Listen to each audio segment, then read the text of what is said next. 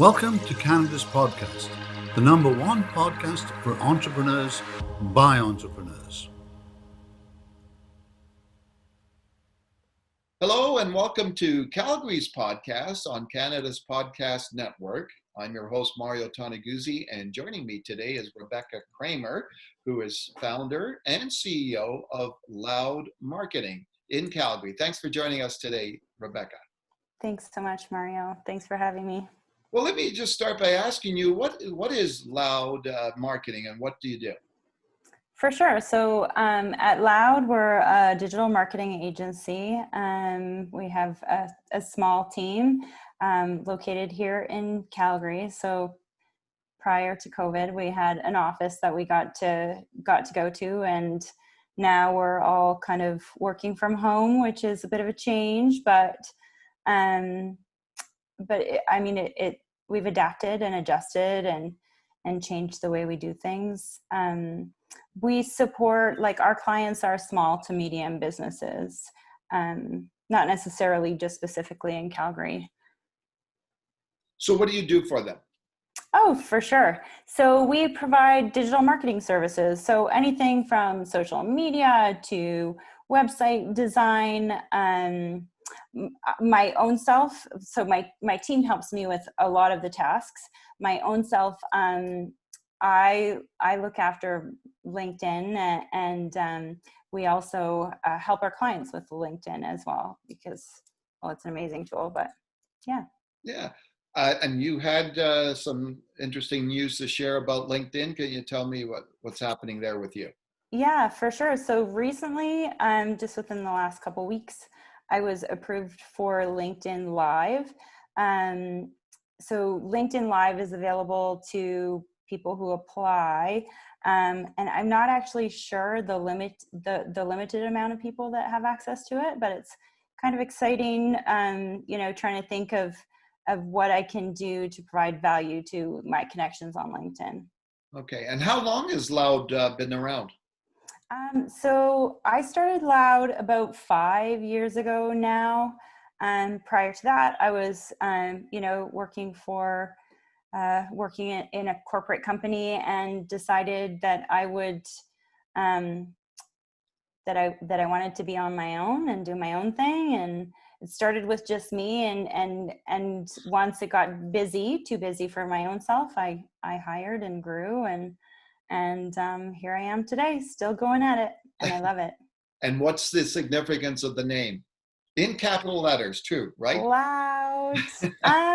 When I was trying to think of a name, I was just trying to think of, what does it mean to stand out, or how can you differentiate yourself? How can you, stand out? And being loud is obviously one of them. And sometimes I tend to be, so. Yeah. So in the area that you're in, obviously, how important is it, especially now for businesses are challenged in these trying times to get their message out, to get their word out? How important is it for them to embark on digital marketing strategies and campaigns in that area? Mm-hmm. I mean, especially now more than ever, we're able to communicate just the same way we are right now on Zoom. Prior to COVID, it wasn't so acceptable. People weren't forced into this. And so the nice thing about that means that we all have the opportunity to do business with people all over the world. And so being able to communicate your why to people who might potentially want your services, that's what we help our clients do. We help our clients tell the story to their potential customers or clients as to why they can solve a problem. Yeah. When you look at the digital world, and especially social media, if you're a company and you're not doing that, you're pretty much toast in this world, aren't you? Exactly. So in the olden days, it used to be, just yellow pages, right?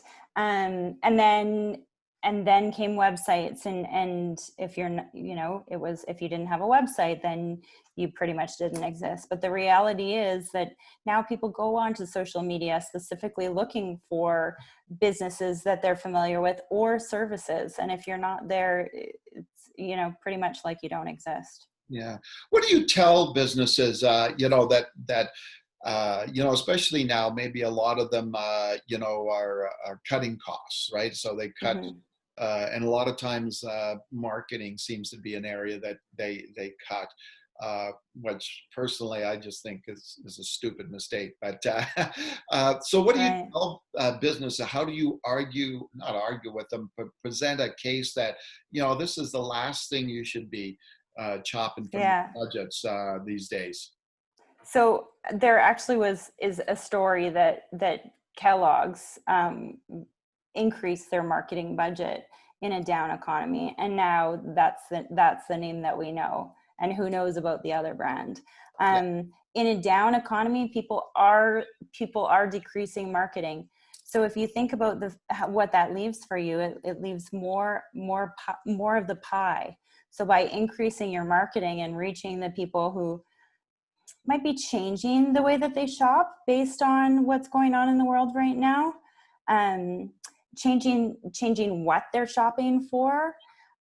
There's so much opportunity that if you cut your marketing, you're basically like turning off the lights and closing the curtains and locking up.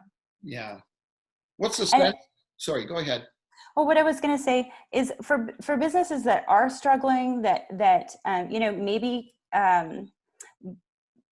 are considering canceling their marketing or decreasing their marketing, there are some things that they can do themselves to make sure that they're present and visible. And that's one of the most important things, making sure that people know that you're still open and that you have products or services to sell.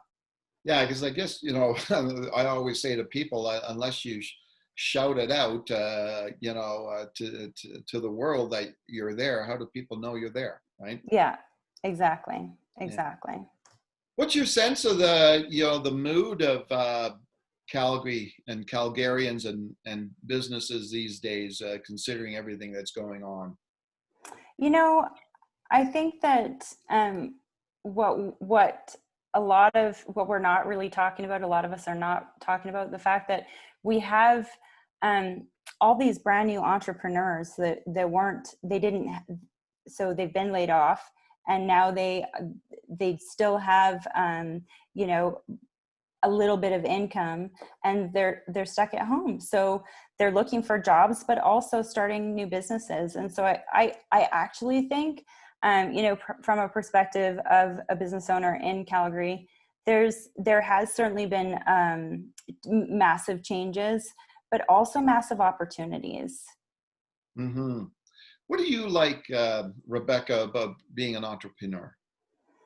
Oh, about being an entrepreneur. You know what I used to think? I used to think that I would have so much free time to just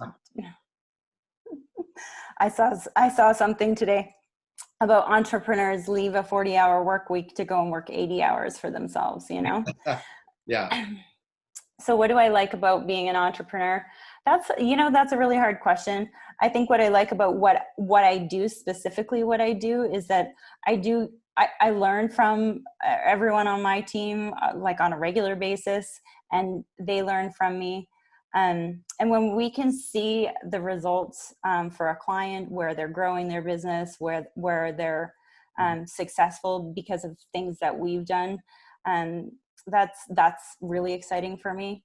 When it comes to having a team and knowing that I'm helping these people pay rent and pay for groceries, it's really exciting that I'm still able to do that right now.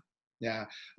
Interesting what you brought up in terms of the hours, because that's the one thing I found for myself personally as an entrepreneur entrepreneur myself, right, is that you really have two jobs, don't you? Like your one job is what you actually do, right? And Mm-hmm. business that you're in, and the other job is the business itself, and marketing it and selling it and getting customers and sales, et cetera, Yeah. right? Is that something you think a lot of entrepreneurs don't really understand until they actually get into it? Well, I think a lot of business owners get into a business because they're passionate about what that business is, but they don't necessarily realize that there is, like, you have to make cold call. If you have no business, you have to pick up the phone and dial, or you have to, set up your marketing, or you have to, do your finances, or whatever the case might be. You have to, I guess, figure it out as you go along. But Yeah. in most cases, after a while, you're able to hire people to help you with that. Yeah. What is it that you don't like about being an entrepreneur? So I would say that being an entrepreneur can get a little bit lonely, just because you're the only one. Like, in your team, you're the only one. And so sometimes it's, when you're working for a corporation, it's, easier to have peers that you can rely on, or other support. And I wouldn't change it for the world. But I would say that would be the one thing that is a little challenging. Well, so over the years, on being an entrepreneur, I was wondering, is there something that you've either been told or read or heard that would be a great piece of advice for being an entrepreneur? What's something resonate with you over that time? That's a hard question. Something that I've been told. I like Maybe, your sign above your head there, that think outside the box, right? yeah. It's important to, if you get stuck on a process and it's not working, you have to think outside the box. There's no option not to. Yeah. When it comes to something that someone has told me about being an entrepreneur, I don't know that there's something specific that I've heard, but what I would say is, like, even though one day might be the worst day of your whole experience, it will just keep getting better and better and better. You just have to keep being passionate about it, Yeah. and keep going. How do you not get I guess sucked into that negativity, right? Especially now, right, with everything that's going on here in Calgary, especially. So how do you not get trapped into that? Into the negativity. Yeah. I do keep myself pretty busy. I actually enrolled in a sales training course, so that it's actually with other entrepreneurs, and so it's an opportunity for us to also network, so that I'm not feeling so lonely all the time. And so I would say that is really helping me a lot. And the other thing that I've found actually makes a difference is, eating properly, getting enough sleep, working out. It sounds like, yeah, we should all do that, but it actually makes a difference. It actually makes a difference for me. Yeah. I It's true. actually, It's true. It's big, right? You see all these reports these days about people, mental health. There's big issues right now, and obviously, and just health problems right now. So mhm. I would say, what you're saying is extremely important. How do you find the discipline, I guess, in a busy schedule like you have, to do that though? So 4 weeks, this is my fourth week. I actually I started waking up at 4 a.m. Oh, wow. So I know that sounds crazy. Previous to that, I was waking up at 5:30, so it's not that much of a difference.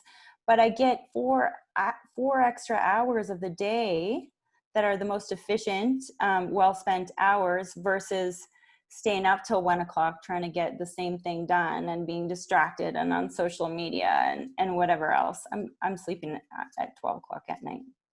Well, you know what? It's funny you say that because I'm the same way. As weird as it is, I was up at 4 this morning working as well. But I always find that that's an uninterrupted time where you can focus and really do a lot of work, right? Yeah. Yeah. It's exciting. Like I wouldn't, if you would have asked me if I would want to try it like any time prior to now, I would have said not a chance.